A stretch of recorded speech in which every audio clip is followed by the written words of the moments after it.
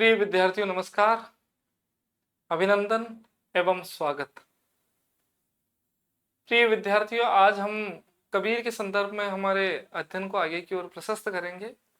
इससे पूर्व के व्याख्यान में संत काव्य परंपरा के संदर्भ में हम अध्ययन कर रहे थे और इसी प्रक्रिया में रैदास, रामानंद इत्यादि जो महत्वपूर्ण कवि है, भक्त कवि, इनके संदर्भ में हमने अध्ययन किया है। आज हम कबीर के संदर्भ में अध्ययन करेंगे। कबीर 15वीं शताब्दी के एक क्रांतिकारी पुरुषकर्ता थे। 15वीं शताब्दी में इनका जन्म होना अपने आप में एक बहुत बड़ी घटना है एवं ये क्रांतिकारी पुरुषकर्ता थे, ऐसा डॉक्टर बच्चन सिंह कहते हैं। इनकी भाषा अत्यंत परिष्कृत एवं परिमार्जित नहीं होते हुए भी विलक्षण एवं प्रभावी थी। प्रतिभा इनमें प्रखर थी, इसमें किसी भी प्रकार का कोई संदेह नहीं है। आचार्य शुक्ल इस प्रकार कहते हैं। हजारी प्रसाद द्विवेदी कहते हैं कि कबीर हिंदू होकर भी हिंदू नहीं है, साधु होकर भी साधु नहीं है, वैष्णव होकर भी वैष्णव नहीं। ईश्वर ने इनको पूर्णतः न्यारा बनाकर ही भेजा है, मानो वो नरसिंह अवतार हो। तो हजारी प्रसाद द्विवेदी इनकी विलक्षण प्रतिभा का लोहा लेते हुए इनको नरसिंह अवतार कहते हैं। साथ ही कहते हैं कि हजारी प्रसाद द्विवेदी इनके संदर्भ में उल्लेखित करते हैं, प्रिय विद्यार्थी, हिंदी साहित्य का उद्भव एवं विकास में कि एक और इनके यहाँ से हिंदुत्व निकलता है तो दूसरी ओर मुसलमानत्व निकलता है, एक और ज्ञान निकलता है तो दूसरी ओर अशिक्षा निकलती, एक तरफ साधु निकलता है, एक तरफ असाधु निकलता है। वस्तुतः है वो ऐसे प्रशस्त चौराहे पर खड़े हैं जहां से वो दोनों ओर देख सकते हैं। कबीर की वाणी में विलक्षण क्षमता है। कबीर वाणी के डिटेक्टर है। ये जिस बात, किसी भी बात को कहलवाना है तो वो अपनी भाषा के माध्यम से कहलवा देते थे और वो शब्द बन गया तो बहुत अच्छा, नहीं बना तो दरेरा देकर। ऐसी विलक्षण प्रतिभा हमें कबीर के यहाँ प्रस्तुत होती हुई दिखाई देती है।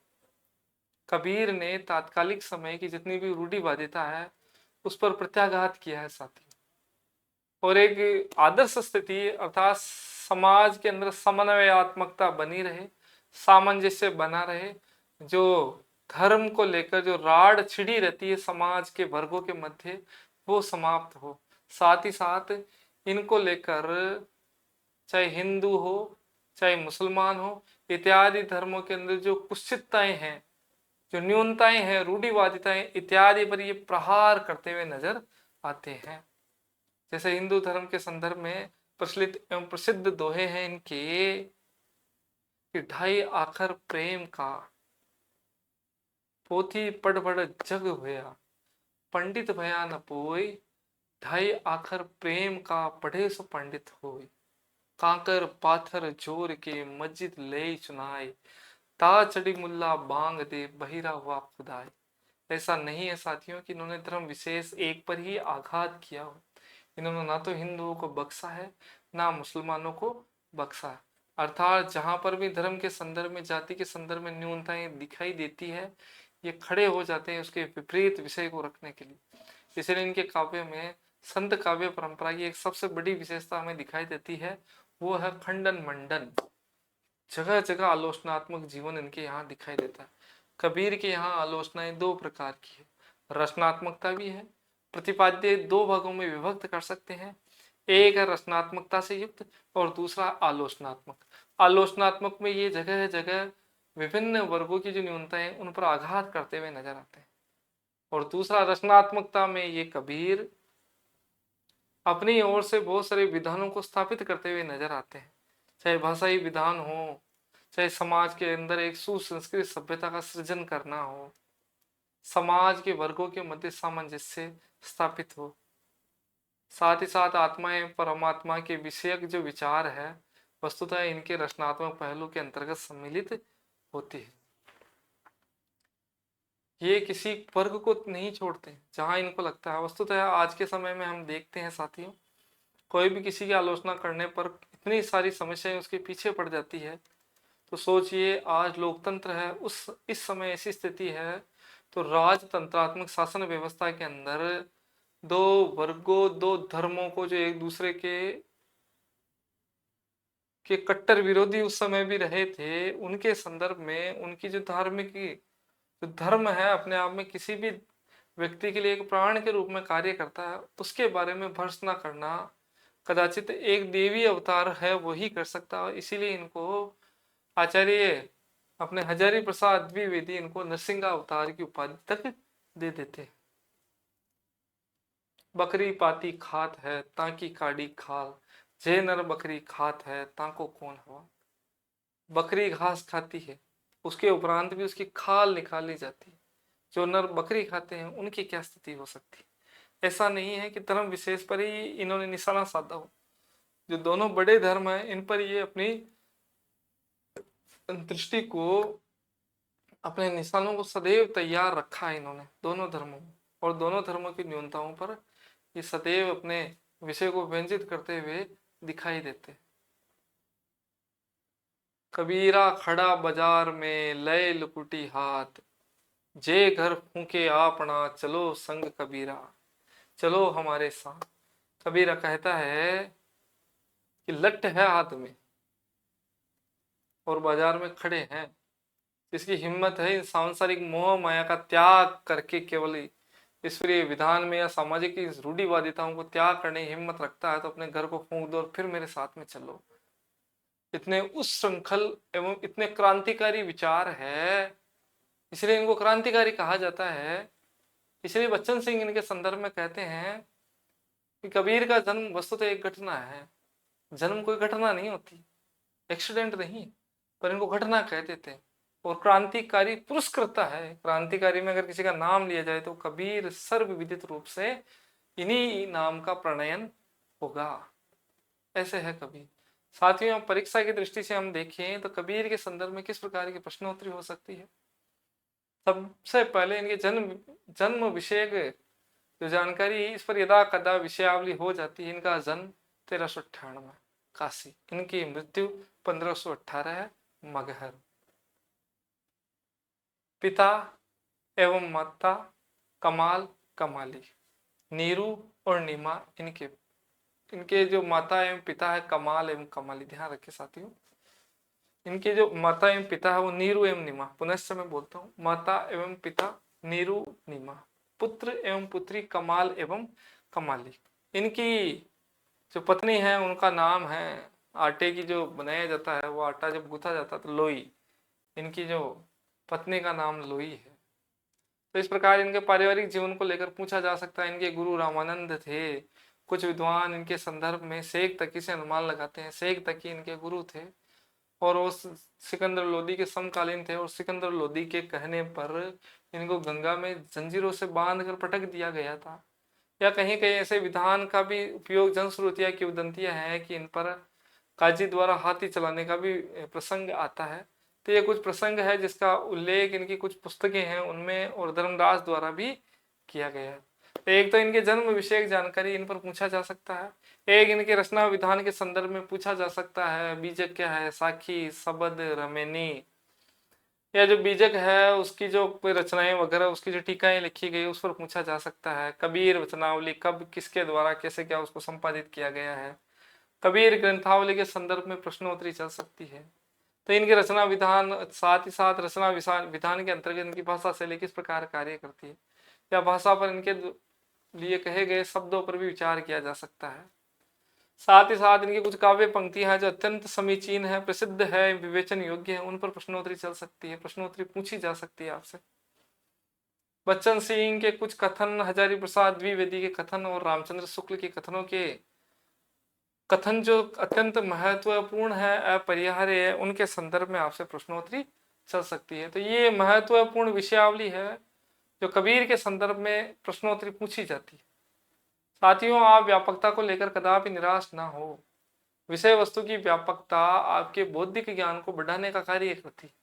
इसलिए जब भी व्यापक विषय वस्तु पढ़ो तो उसके प्रति रुचिबद्धता जागृत करे, कदापि उसके प्रति विपरीत भावना उसको निर्मित ना करे। विपरीत भावना से अपनी ऊर्जा शक्ति है वो कमजोर एवं अल्प हो जाती है। उसको दुर्बल ना बनाए, उसको सबलता प्रदान करे। हो सकता है कुछ विषय वस्तु मेरी अधिक लगे, किंतु अधिक विषय वस्तु आपके ज्ञान को आपके मस्तिष्क में संचयन करने में महत्वपूर्ण भूमिका निभाएगी। जब बहुत सारे तथ्यों को हम पढ़ते हैं तो तथ्यों को याद करने के लिए विश्लेषण अपरिहार्य रहता है। उस तथ्य के नीचे छुपे हुए 2-3 बातें और तथ्य के ऊपर की 2-3 बातें ये आवश्यक है। तो वो आवश्यक बातें आप अवश्य सुने और उन्हीं बातों के साथ में आप अपने विश्लेषण और तथ्यात्मक ज्ञान को प्रबुद्ध बना सकते हैं। तो कबीर के संदर्भ में मैंने आपको बताया साथियों, कबीर के संदर्भ में हम कुछ विषयावली प्रसंगवश करेंगे। सबसे पहले है साथियों कबीर के जन्म के संदर्भ में। कबीर चरित्र बोध में भी इनके जन्म के संदर्भ जन्म विषय अवधारणा का उल्लेख भी मिलता है। कबीर चरित्र बोध में भी उल्लेख मिलता है इनका जन्म कब कैसे हुआ था। तो साथियों सबसे पहले तो इनका जन्म 1398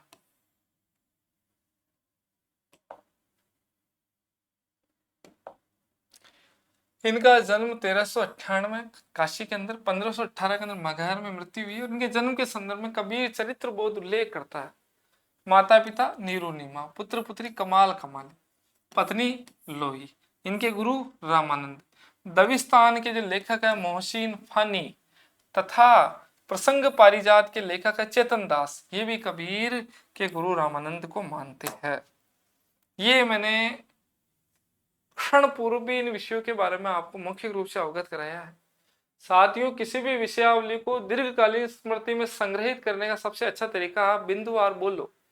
जैसे 1318, 1398, 1518, काशी, मगहर, कबीर चरित्र बोध, नीरू, नीमा, कमाल, कमाली, रामानंद, फानी और प्रसंग पारिजात, ये कृतियां हैं जिनमें इनको रामानंद को गुरु बताया गया। तो ये ऐसा करके आप बिंदुवार जब अपने आंकड़ों को यहाँ बिंदु पे आप, क्योंकि ये अपने आप में ये कोई सामान्य विषय नहीं, आप ऐसे ऐसे कर रहे हो, इसका मतलब आप अपने हाथों की ऊर्जा को भी अपने भीतर समेट रहे हो। तो कर सकते हैं, छोटे बच्चे करते हैं ना, ऐसे 1 2 3 4 ऐसे गिनती करते हैं। तो कहीं ना कहीं हाथों की ऊर्जा भी अपने को स्मृति में मदद कर रही। तो किसी भी प्रकार के ऐसे तरीके जिनसे हम याद करने में स्पष्टता आ जाए, उनको हम आत्मसात कर सकते हैं। तो यहाँ सबसे अनोखी बात जो आती है, 2 आती है। सबसे पहले कबीर चरित्र बोध में इनके जन्म का विषय का उल्लेख है। यदा कदा आपसे चर्चा चल सकती है कि पूछा जा सकता है परीक्षा के अंदर कि कबीर के विषय में, जन्म के विषय में जानकारी कहाँ से मिलती है? कबीर चरित्र बोध के भीतर से प्राप्त होती है, वहां पर जन्म के संदर्भ में उल्लेख है। दूसरा जो फानी है, मोहसिन फानी और प्रसंग पारिजात के लेखक चेतन दास ने इनके गुरु के संदर्भ में रामानंद को उल्लेखित किया है। Mohsin Fani, fun fun fun ने राम का नाम लिया है और प्रसंग में भी राम का नाम आया है। कबीर के प्रसंग में राम है और कबीर के फन में भी राम है। ऐसा करके आप बता सकते हैं, याद कर सकते हैं। कबीर के फन में भी राम है, कबीर के प्रसंग में भी राम है और कबीर के हृदय में भी राम है। ये सब तुकबंदी करके आप कुछ समय के लिए याद करें और फिर इसको दीर्घकालीन स्मृति में संग्रहित कर सकते हैं। नीरू नीमा पिता, नीरू पिता और नीमा माता, कमाल पुत्र कमाली पुत्री, लोई पत्नी। 1398 और 1518, काशी एवं मगहर। ऐसा करके आप थोड़ी चीजों को 2-4 बार कुछ नवीनता दीजिए अपने को याद करने की प्रक्रिया में और झटपटी आप याद कर लेंगे। तो मेरे ख्याल से ये विषय वस्तु तो आपको अच्छे से स्मरण तंत्र में स्थापित हो चुकी होगी। आगे है प्रिय विद्यार्थियों, कबीर के संदर्भ में 2 प्रकार के अंतः साक्ष्यों के संदर्भ में हम यहाँ चर्चा करेंगे। पहला जो अंतः साक्ष्य है वो है साथियों इनके संदर्भ में, अंतः साक्ष्य किसे कहते हैं इस पर विचार करते हैं। सबसे अंतः साक्ष्य अर्थात किसी भी कवि या लेखक के द्वारा जो कृति लिखी जाती है उसी के भीतर अपने विषय के, स्वयं के विषय की जो जानकारी उपलब्ध होती है उसे कहा जाता है अंतः साक्ष्य। स्वयं के विषय की जो जानकारी दिखाई देती है, मिलती है, वो कहलाता है अंतः साक्ष्य।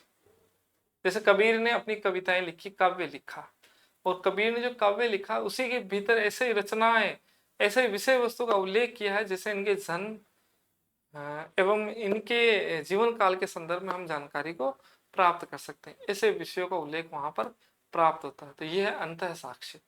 अब कबीर की काव्य के माध्यम से दो प्रकार की चीजें दिखाई देती। दो प्रकार की क्या है साथियों? एक तो इनके संदर्भ में है कि काजी द्वारा हाथी चढ़वाने, इनके ऊपर हाथी से कुचलवाने एवं गंगा के अंदर जंजीरें बांध कर पटकाने का उल्लेख भी मिलता है। ये सिकंदर लोदी जो राजा थे, लोदी वंश के राजा थे, उस लोदी वंश के राजा के समकालीन थे। तो ऐसा माना जाता है कि कबीर को जंजीरों से बांध कर गंगा में डुबो दिया गया था। ऐसी भी किंवदंती आती है अंतः साक्ष्य के रूप। एक आता है प्रिय विद्यार्थियों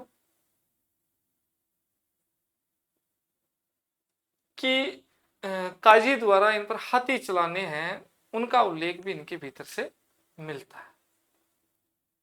तो ये उल्लेख इनके माध्यम से हमें प्राप्त होते हैं। तो ये आप ध्यान रखिए। अच्छा, एक ये भी आता है साथियों कि अंतः साक्ष्य के संदर्भ में कि सिकंदर लोदी है, उसके गुरु माने जाते हैं शेख तकी। सिकंदर लोदी के गुरु माने गए शेख तकी, इसके गुरु हैं शेख तकी। ऐसा माना जाता है शेख तकी के कहने पर सिकंदर लोदी ने इनको गंगा में जंजीरों से बांधकर डुबोया था, ऐसा भी माना जाता है। इसके अलावा कबीर की कुछ पंक्तियों में जयदेव और नामदेव की महत्ता का वर्णन भी मिलता है। जैसे गुरु प्रसादी जयदेव नामा, भगति के इन्हीं प्रेमी इन्हीं के जन। इस प्रकार कबीर द्वारा नामदेव एवं जयदेव की भक्ति की विवेचना का प्रसंग भी इनके काव्य में उल्लेखित होता है। साथ ही एक विषय ये भी है कि हम ये मान सकते हैं, आपके दिमाग में आ रहा होगा कि जब कबीर की मृत्यु हो गई तो अंतः साक्ष्य में खुद ने चित्रण कैसे कर दिया? तो चूंकि इनके जो शिष्य थे धर्मदास, उन्होंने बीजक का संकलन किया। संकलन करता है, संपादन जिन्होंने किया है, तो उन्होंने इस विषय को उल्लेखित किया है, तो उन्हीं की किताब है कबीर की, तो अंतः साक्ष्य हो गए इस रूप में आप माने। तो पहला प्रसंग ये। दूसरे में नामदेव एवं जयदेव की प्रशंसा के संदर्भ में इनसे बढ़कर किसी की भक्ति नहीं है, भक्ति के संदर्भ में इनकी प्रशंसा की है, उसका उल्लेख भी इनके रचना के भीतर मिलता है। तो ये दो प्रकार के अंतः साक्ष्य मुझे महत्वपूर्ण लगे, वो आपको मैंने बता दिया, अवगत करा दिया। कबीर चरित्र बोध नाम की एक कृति है, जिसको प्रथम सांप्रदायिक ग्रंथ है, जिसमें कबीर के आविर्भाव जन्म को लेकर कुछ स्पष्ट शब्दों का उल्लेख भी मिलता है। अच्छा, दो चीजों, कबीर चरित्र यह सांप्रदायिक ग्रंथ और कबीर के जन्म के बारे में उल्लेख। तो आप शब्दों को पकड़िए, कबीर का चरित्र सांप्रदायिक ग्रंथ में और कबीर का जन्म। कबीर चरित्र बोध सर्वप्रथम किस सांप्रदायिक, कबीर चरित्र बोध नामक सांप्रदायिक प्रथम सांप्रदायिक ग्रंथ में कबीर के आविर्भाव अर्थात जन्म के विषय में हमें जानकारी प्राप्त होती है। तो इस पृष्ठ में हमने सीखा साथियों, सबसे पहले है कि अंतः साक्ष्य के रूप में गंगा में डुबोने, पहला काजी द्वारा हाथी चलवाने कुचलवाने, दूसरा ये सिकंदर लोदी के समकालीन थे, तीसरा। ये तीन प्रसंग हमें प्राप्त होते हैं। आपसे पूछे जा सकते हैं कबीर के अंतः साक्ष्य में निम्न में से कौन सा असंगत है? तो ये आप में से ये तीन चीजें आप याद रख लेंगे, तो चौथा जो भिन्न निकलता है उसको आप असंगत कर सकते हैं। कबीर चरित्र बोध पहली सांप्रदायिक पुस्तक है जिसमें कबीर के आविर्भाव के संदर्भ में उल्लेख मिलता है, इसको आप अच्छे से याद करें। साथ ही साथ जयदेव एवं नामदेव की भक्ति की इनके द्वारा प्रशंसा की जाती, उसका उल्लेख भी हमें इनके अंतः साक्ष्य में प्राप्त हो जाता। तो ये तीन चार अभी जन्म विषयक जानकारी के संदर्भ में हम चर्चा कर रहे थे, इनको बहुत अच्छे से आप स्मरण कर लें।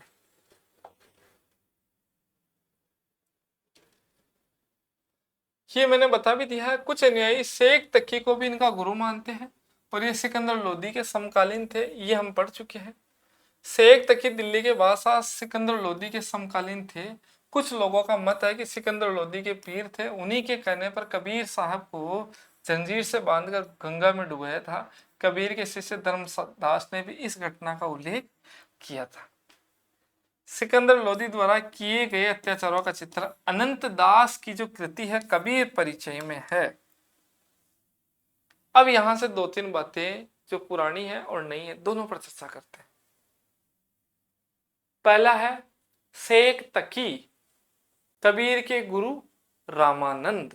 कौन कहते हैं? अधिकांश कहते हैं रामानंद के 12 शिष्य हैं, उनमें कबीर का नाम है सुरसुरानंद, सुखानंद, सुरसरी, भावानंद, नरहरियानंद, अनंतानंद, कबीर, सेन, धन्ना, रेदास और पीपा।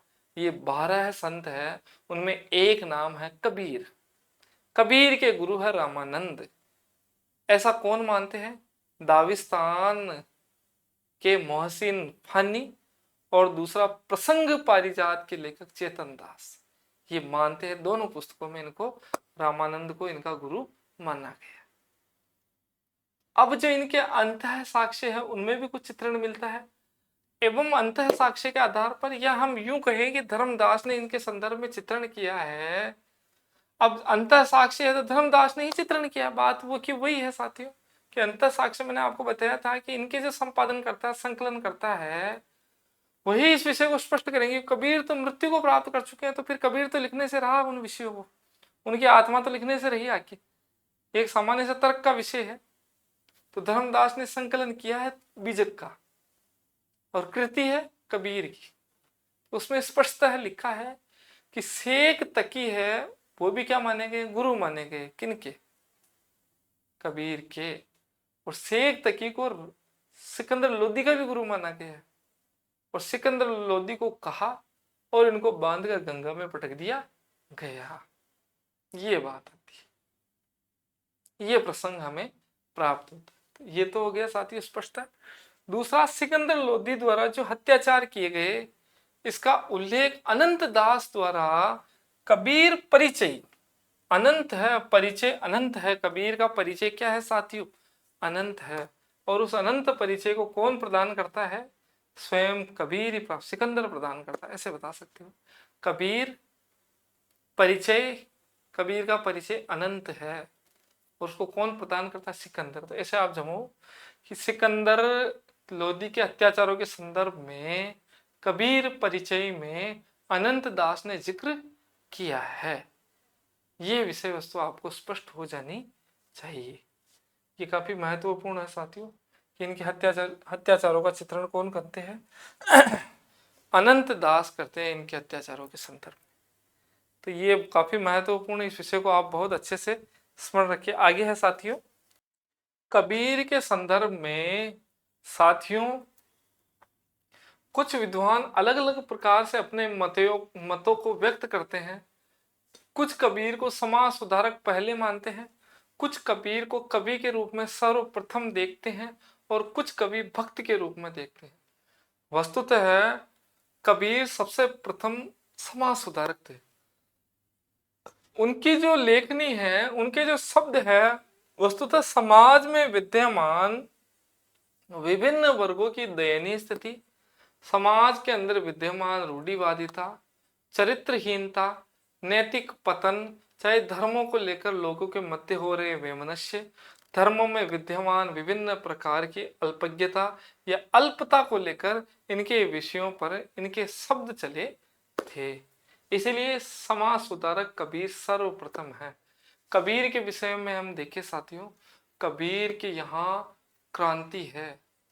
कबीर के संदर्भ में वस्तुतः कबीर आज के 500 वर्ष पहले जन्मे थे, किंतु आज की जो परिस्थितियां जिस रूप में निर्मित हो रही है, ऐसा प्रतीत होता है कि कबीर हमारे आसपास ही है।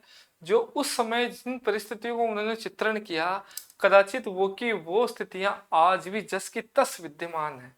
उस समय भी हिंदू एवं मुसलमानों के विषयों को लेकर टकराव चलते थे। उनकी जो धार्मिक न्यूनताएं थी वो उस समय भी थी, आज भी है। आज भी जातिवादिता का दंश है, वो समाज को खोखला कर रहा है, उस समय भी खोखला कर रहा है। ऐसा लगता है कि 500 समयों की इस अवधि में व्यक्ति ने कुछ भी उन्नति प्राप्त नहीं की है। कबीर उस समय भी समीचीन थे, आज भी समीचीन है, आज भी प्रासंगिक है। तो ये आपको छोटी छोटी जानकारी कबीर के संदर्भ में होनी चाहिए साथियों। कबीर अपने विध्वंसात्मकता के लिए प्रसिद्ध है। कबीर ने खंडन एवं मंडन दोनों चीजें की है। इनके यहाँ आलोचनात्मक रवैया बहुत जबरदस्त दिखाई देता है। ये आलोचनाएं करते हैं, जहां इनको उपयुक्त नहीं लगता है वो विरोध कर देते हैं और डरते नहीं है। डरने का काम नहीं है। आज हम देखते हैं हमारे व्यक्तिगत जीवन में सामान्य प्रकार की कोई समस्या हो जाए या कोई ऐसा कोई हम आलोचना कर दे और किसी से किसी भी प्रकार से वो विषय इधर उधर पहुंचते पहुंचते कानाफूसी हो जाए, उस समय हमारे भीतर एक डर विद्यमान हो जाता है, हम अपने पैरों को पीछे खींच लेते हैं। किंतु कबीर के संदर्भ में ऐसा नहीं है। कबीर उस समय भी विद्वता से युक्त थे। कबीर उस समय भी क्रांतिकारी थे। कबीर हर समय अपने क्रांतिकारी स्वरूप को ही लिए हुए रहते थे। तो कबीर के संदर्भ में सामान्य से पहलू मैंने आपको अवगत कराए हैं। अब है कबीर के संदर्भ में इनकी एक प्रसिद्ध रचना है जिसका नाम है बीजक। इनकी प्रसिद्ध रचना है जिसका नाम है बीजक। बीजक को संकलित करने का कार्य, संग्रहित करने का कार्य इनके शिष्य किसने किया? धर्मदास ने। आप ये ध्यान रखें, बीजक बीजक किसकी रचना है? कबीर की। इसको संग्रहित या संकलित करने का कार्य किसने किया? धर्मदास ने। बीजक के कितने भाग है? साखी, शबद एवं रमेनी। साखी यानी साक्षी, शबद यानी कि शब्द, रमेनी अर्थात रामायण।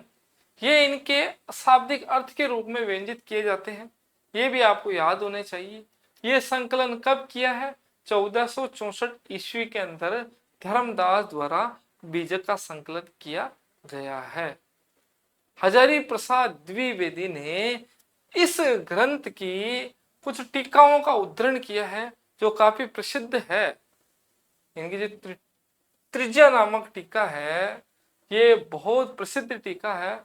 इसके अलावा विश्वनाथ सिंह जू देवी की टीका बहुत प्रसिद्ध है। यह त्रिज्या है जो पूरनदास की। तो सबसे पहले हम देखते हैं साथियों, कबीर की वाणी का संग्रह है। धर्मदास ने बीजक में 1464 में किया, ये हम पढ़ लिया हमने। 3 भाग, साकी, शबद और रमेनी। बीजक की टीका हजारी प्रसाद द्विवेदी के अनुसार 2 सबसे प्रसिद्ध टीका है। इसमें त्रिज्या टीका, ये प्रश्न आया हुआ, त्रिज्या टीका पूर्ण, ध्यान रखिए, त्रिज्या को पूर्ण करने का कार्य कर सकता है तो कबीर कर सकता है साथियों। ध्यान, कबीर के अलावा कोई नहीं। त्रिज्या को पूर्ण किसने किया? कबीर ने। गोविंद विश्वनाथ सिंह की जू देवी की टीका, विश्वनाथ सिंह की जू देवी की टीका ये बनारस से प्रकाशित हुई थी। विश्वनाथ सिंह जू देवी की टीका जो कहां से प्रकाशित हुई साथियों? बनारस से ये प्रकाशित हुए। प्रकाशन का आपको कोई दिक्कत नहीं है। तो विश्वनाथ सिंह जू देवी की टीका, एक दूसरी टीका आप याद कर लें। बीजक के संदर्भ में ऐसा प्रसिद्ध है कि कबीर दास ने कहा है कि अपने जो शिष्य है जगजीवन और भगवान दास को उन्होंने दिया था। जग में भगवान ही ऐसे हैं जिनको कबीर ने अपने बीजक को देने का कार्य किया है। जग में भगवान को ही अपनी टीका प्रदान की है, अपनी बीजक को प्रदान किया है। किसने? कबीर ने। जग में यानी जग जीवन, बीजक को प्रदान किया है। किसको? भगवान को। बीजक को जग जीवन में भगवान को प्रदान किया है। तो ऐसे आप याद कर सकते हैं। अब इसको एक बार बिंदुवार भी करते हैं। सबसे पहले बीजक को 1464 धर्मदास, साखी, शबद, रमेनी, हजारी प्रसाद द्विवेदी दो प्रकार की इनकी प्रसिद्ध टीकाओं का विवेचन करते हैं। त्रिज्या टीका, पूरनदास, कबीर, ऐसे याद कर सकते हैं। महाराज विश्वनाथ सिंह जू देवी की टीका, ये याद कर सकते हैं। इसके अतिरिक्त अपने बीजक को अपने जग जीवन एवं भगवान दास को प्रदान करने का कार्य किया था दो शिष्य कौन कौन से? जगजीवन दास एवं भगवान दास को प्रदान करने का कार्य किसने किया है? कबीर ने। तो ये दो भक्त आपको याद होने चाहिए। अब साथियों, सबसे जो कबीर है वो सबसे प्राचीन रूप में, या सबसे, अगर हम देख सबसे पहले इसका प्रकाशन कहाँ से हुआ, या वर्तमान बीजक का सबसे पहले प्रकाशन कहाँ हुआ, या प्राचीनतम बीजक का प्रकाशन कहाँ से हुआ, तो धनोती मठ से। ध्यान रखिए, ये सब कथन साथियों ये हजारी प्रसाद द्विवेदी के हिंदी साहित्य का उद्भव एवं विकास से उद्धृत है।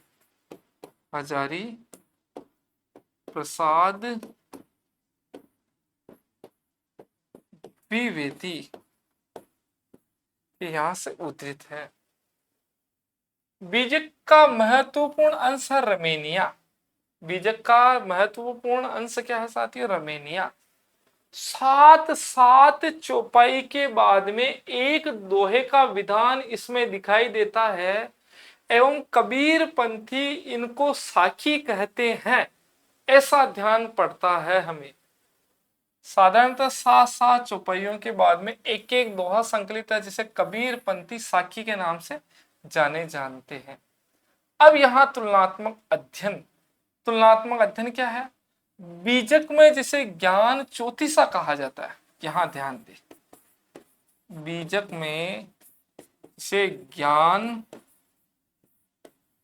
चौतीसा कहा जाता है, बीजक में जिसे ज्ञान चौतीसा कहा जाता है, आदि ग्रंथ में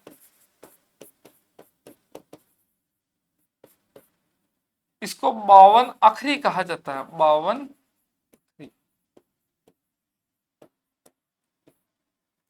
उसी प्रकार ग्रंथावली में इन्हें क्या कहा जाता है साथियों? रमेनी कहा जाता है।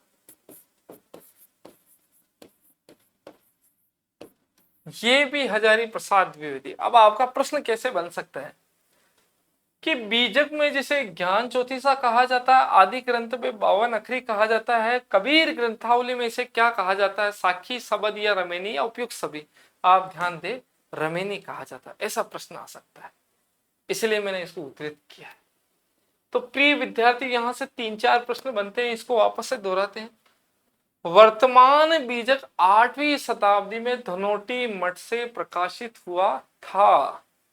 दूसरा, रमेनी में सात सात चौपाई के बाद में एक दोहे का विधान प्रतीत होता है, और कबीर पंथी इसको साकी के नाम से उच्चारित करते हैं। बीजक में जिसे ज्ञान चौतीसा कहा जाता है, ध्यान रखिए साथियों, बीजक में जिसे ज्ञान चौतीसा कहा जाता है, एवं आदि ग्रंथ में जिसे 52 अखरी कहा जाता है, उसे कबीर ग्रंथावली में रमेनी कहा जाता है। इस प्रकार का शब्द आपको याद होने चाहिए। ध्यान रखिए, कबीर के जो सबसे पुराने जो दोहे हैं, या कबीर के ग्रंथ या काव्य का जो सबसे पुराना दोहा है या काव्य का सबसे पुराना नमूना है, वो हमें आदि ग्रंथ या गुरु ग्रंथ साहिब में प्राप्त हुआ होता है, और जिसका संकलन करने का कार्य है वो 5वें गुरु अर्जुन देव द्वारा किया गया था। सबसे पुराना नमूना गुरु ग्रंथ साहिब में किसने किया? 5वें गुरु अर्जुन देव ने। गुरु ग्रंथ साहिब में या आदि ग्रंथ में कबीर के दोहों को क्या कहा जाता है? श्लोकु या श्लोक, ऐसा हजारी प्रसाद द्विवेदी कहते हैं। ये महत्वपूर्ण बिंदु है, जिनको आप इसी रूप में रट दे साथियों। कबीर साथियों सामान्य व्यक्ति नहीं थे, कबीर पर अनेक प्रकार का प्रभाव था। कबीर ने सब जगह से अपने विषयों को इकट्ठा किया था, और सबसे बड़ा प्रभाव है कबीर पढ़े लिखे नहीं थे, कागज को छुआ नहीं है और कलम को हाथ में लिया नहीं। मसी कागज छुयो नहीं, कलम गही नहीं हाथ, अर्थात ना तो कागज को छुआ ना कलम को हाथ में लिया है। और कबीर का जो पूरा प्रसंग है, दर्शन है, वो सत्संग की करामात है। किसकी करामात है? सत्संग की। कबीर का संपूर्ण जीवन किसकी करामात है? सत्संग की करामात है। यहां पर एक विषय और बता देता हूं साथियों, एक विषय में थोड़ा सा, कबीर के गुरु रामानंद माने गए हैं। ऐसा माना जाता है कि पंचगंगा घाट पर रामानंद जी सोए हुए थे और वहीं पर कबीर आ गए और कबीर का पैर पड़ गया रामानंद के ऊपर।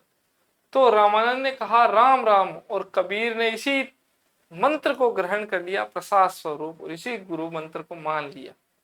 तो कबीर रामानंद के राम राम को कबीर ने ग्रहण कर दिया, पर कबीर के राम रामानंद के नाम से भिन्न हो गए।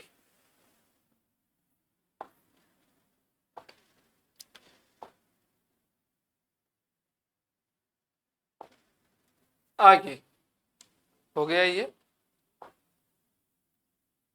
मैंने बताया आपको प्रिय विद्यार्थियों, ग्रंथ साहिब में कबीर के साखियों को सलोकु या श्लोक कहा गया है। क्या कहा गया विद्यार्थियों? सलोक या सलोकु।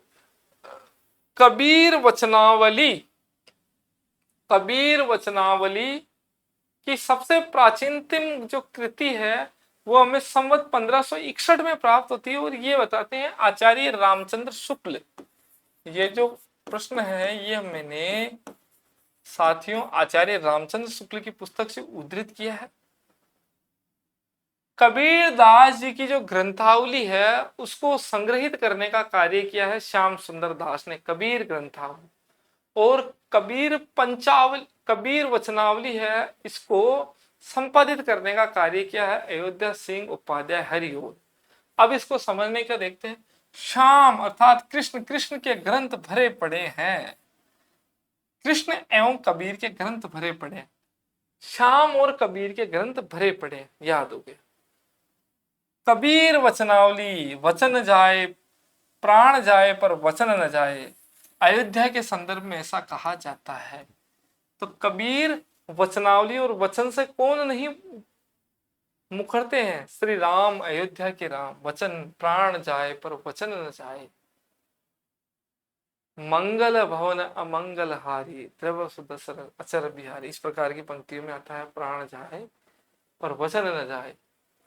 तो कबीर वचनावली, वचन से आप अयोध्या को याद करें, ग्रंथ से कबीर और कबीर से आप कृष्ण भगवान को याद करें, श्याम सुंदर दास, ये याद होना चाहिए। कबीर वचनावली अयोध्या सिंह उपाध्याय हरिओद 1561 विक्रम संवत, सबसे बड़ी बात। और दूसरा, कबीर के संदर्भ में कबीर ग्रंथावली, और कबीर ग्रंथावली है अपने श्याम सुंदर दास। उन्होंने भारतीय ब्रह्मवाद, अब ध्यान रखिए साथियों, भारतीय ब्रह्मवाद सूफियों से तो इन्होंने लिया है भावनात्मक रहस्यवाद और प्रेम। हठ योगियों से लिया साथियों साधनात्मक रहस्यवाद, अर्थात नाथों से। साधनात्मक रहस्यवाद कहां से आ गया? नाथों से। और वैष्णवों से इन्होंने लिया अहिंसावाद, प्रपत्तिवाद, और अपना पंथ खड़ा कर दिया। इस शब्दों को मैंने पहले भी उद्भाषित किया है, इसको आप उसी रूप में याद करें साथियों। ब्रह्म जीव जगत, इनके संदर्भ में उपनिषद से अद्वैतवाद या जीव ही पूर्ण ब्रह्म है, ऐसा अद्वैतवाद या शंकराचार्य के माध्यम से ग्रहण किया गया है। अहिंसावाद, प्रपत्तिवाद, ये है वैष्णवों से। प्रपत्तिवाद अर्थात शरणागति का भाव, अनुकूल के प्रति संकल्प, प्रतिकूल का त्याग, गोत्रित्व वर्ण अर्थात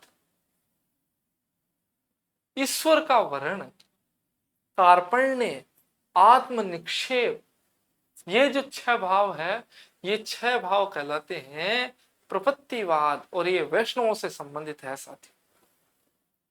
तो भावनात्मक रहस्यवाद एवं प्रेम सूफियों से, साधनात्मक रहस्यवाद एवं कुंडलिनी हठ योग या पारिभाषिक शब्दावली योग की नाथों से, जीव ही ब्रह्म है, ये लिया इन्होंने शंकर के अद्वैतवाद से। ब्रह्म जीव जगत इत्यादि उपनिषद से।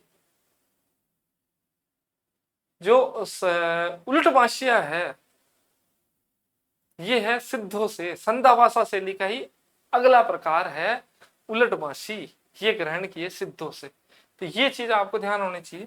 जैसे मैं पापा से लिखा देता हूं उपनिषद,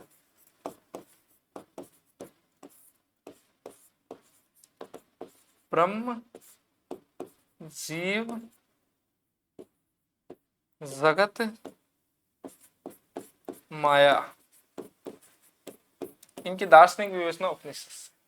ठीक है, इसका अलावा इस्लाम से क्या ग्रहण किया है?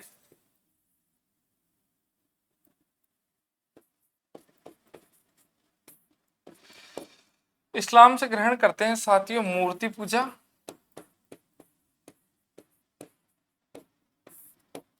अवतारवाद, व बहुदेववाद का खंडन।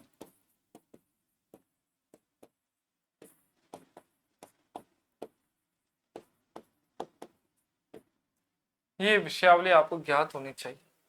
उलट भाषिया सिद्धों से, संध्याभाषा शैली है वो सिद्धों से, उलट भाषी, उलट भाषी सिद्धों से। और ये नाथों का ही अगला, ये अपने संध्याभाषा शैली का ही अगला प्रकार। ये जो कथन है, ये जो कथन इसी रूप में साथियों ये जो उल्लेखित है, ये कथन भी आचार्य रामचंद्र शुक्ल का। ऐसा कैसे ये कथन आ जाए तो आप करेंगे आचार्य रामचंद्र शुक्ल। श्याम सुंदर दास का एक कथन यहाँ समीचीन है, शब्दों के जोड़ तोड़ में चमत्कार लाने के फेर में पड़ना कबीर की प्रवृत्ति के प्रतिकूल। तो शब्दों में जोड़ तोड़ इसीलिए लाना कि चमत्कार प्रदर्शन करना है, ये कबीर के व्यवहार के प्रतिकूल था, ऐसा श्याम सुंदर दास कहते हैं। वापस से सुने साथियों, शब्द है कि शब्दों में इसीलिए चमत्कार लाना, इसीलिए फेर बदल करना ताकि चमत्कार लाया जाए, ये कबीर के व्यवहार के प्रतिकूल। शब्दों में कला पक्ष उनके वहां ज्यादा महत्वपूर्ण नहीं है। यही कारण है कि आचार्य रामचंद्र शुक्ल के प्रिय कवि है वो तुलसीदास हो जाते हैं। हजारी प्रसाद द्विवेदी सबसे अधिक पृष्ठ लिखते हैं कबीर पर, और कबीर की भावगत संवेदना को वो सबसे प्रिय बन जाते हैं उनके कवि के रूप में। कबीर सबसे प्रिय कवि हजारी प्रसाद द्विवेदी के, आचार्य रामचंद्र शुक्ल के तुलसीदास है। तुलसीदास ने सबसे ज्यादा पृष्ठ, तुलसीदास पर सबसे ज्यादा पृष्ठ लिखे हैं शुक्ल जी ने, आचार्य रामचंद्र शुक्ल ने लिखे हैं, वापस से समझे, हजारी प्रसाद द्विवेदी ने कबीर पे लिखे हैं सबसे ज्यादा पृष्ठ, एवं रामचंद्र शुक्ल ने सबसे ज्यादा तुलसी पर लिखे। और कबीर के कम पृष्ठों का चित्रण, कम पृष्ठों में चित्रण करते हैं शुक्ल जी।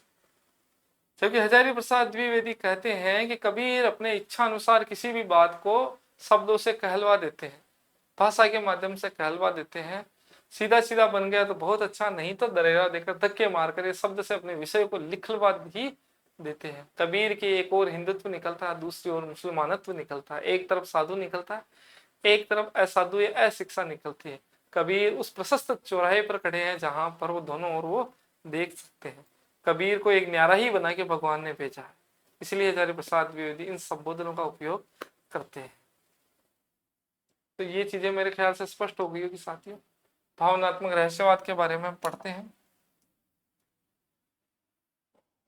कबीर के बारे में मैंने बताया, कबीर की वाणियों का सबसे पुराना नमूना गुरु ग्रंथ साहिब आदि ग्रंथ में है, और इसको संकलित करने का कार्य अर्जुन देव द्वारा किया गया। गुरुदेव है जो अर्जुन देव है, पांचवें गुरु, उनके माध्यम से इनकी जो कबीर की वाणी है उनके को संकलित करने का कार्य किया गया। काफी महत्वपूर्ण प्रसंग है, इसको आप याद कर लें। सबसे पुराना नमूना कहाँ है? गुरु ग्रंथ साहिब में आदि ग्रंथ। किसने संकलित किया? अर्जुन देव ने। कौन से गुरु है? पांचवें गुरु। ठीक है। कबीर का प्रतिपाद्य स्थूल रूप से दो भागों में, एक तो ये रचनात्मक और दूसरे में आलोचना।